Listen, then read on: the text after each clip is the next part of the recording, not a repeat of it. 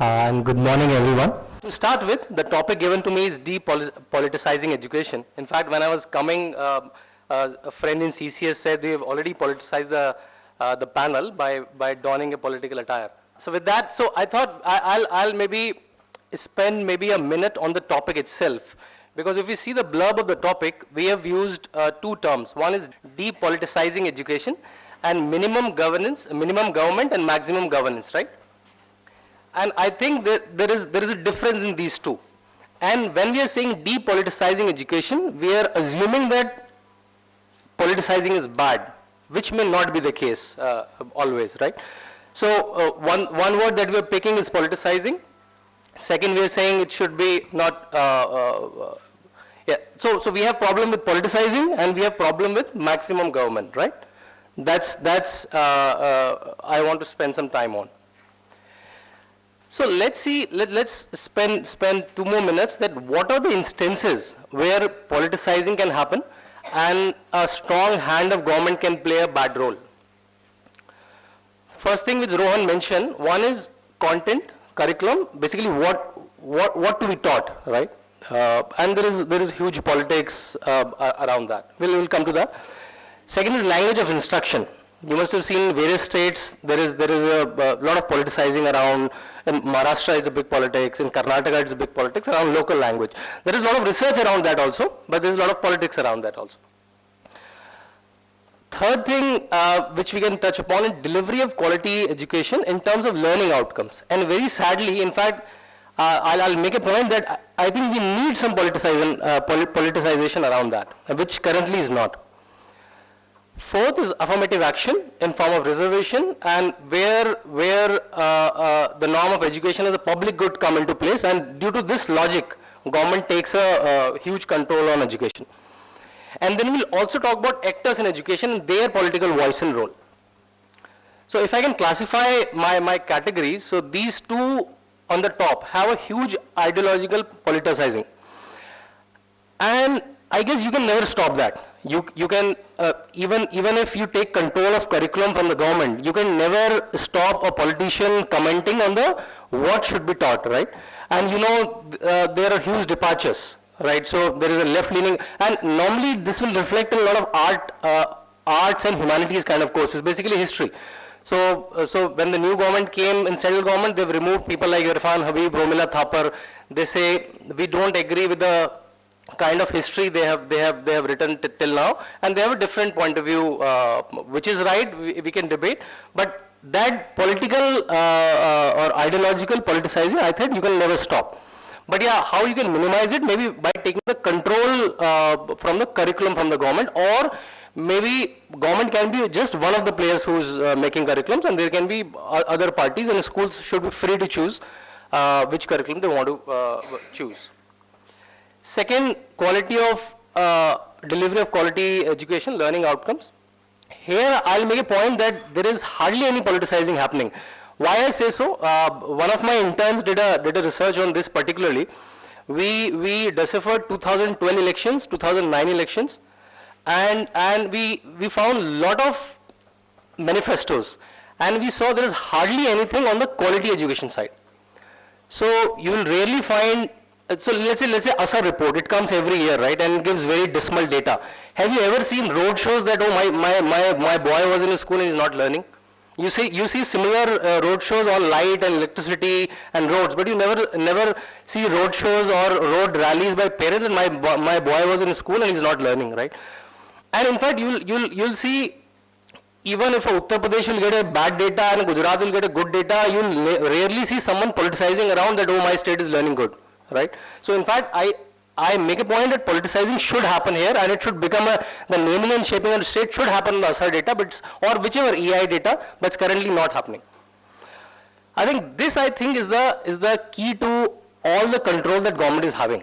That in the name that we are saying that education is a public good, as we all understand, it's non-excludable, it's non-rivalrous, as people think. I disagree with that, and because of that, government gets the huge control on education. When I say control, in two forms. One is providing a school recognition, and they are the one who set the curriculum, And this is the, I think, main thread they have through which they get huge control.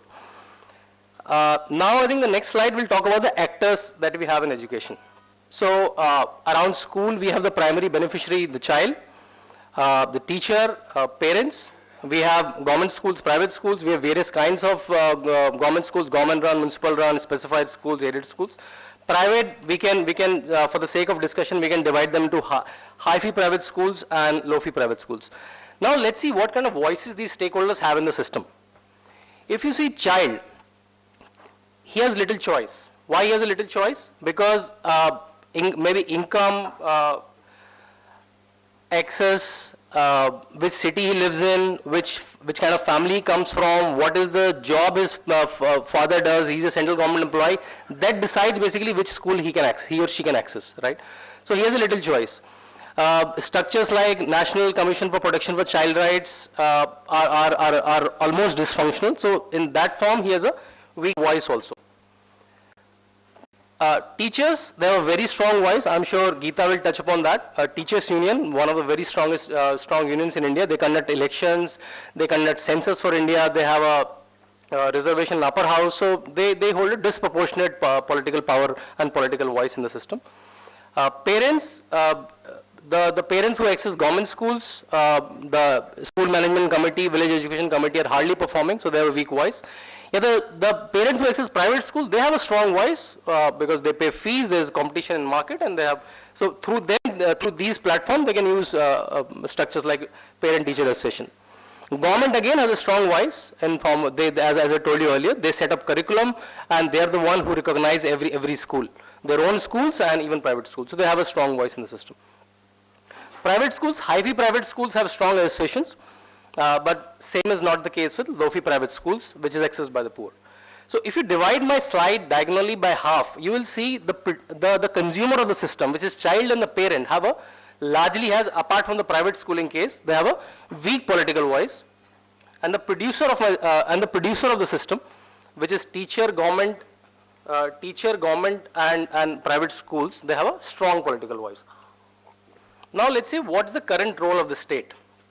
I picked this idea from a paper by Path and Lewis, that currently they play these three roles. Controller, they control in form of curriculum and school recognition. They're the producer also, so in form of their own government school. 65 to 70% of kids in India average out rural and urban. They study in government school. And they're also the inspectors of their own schools and also of their private schools, right?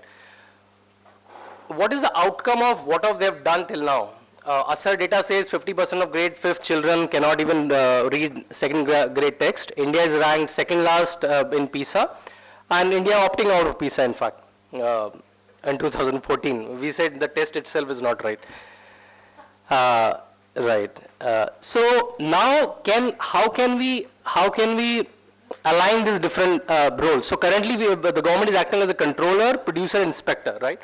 So can we think, instead of controller, producer, inspector, government can be facilitator, financier, and informer, and how these roles can be played?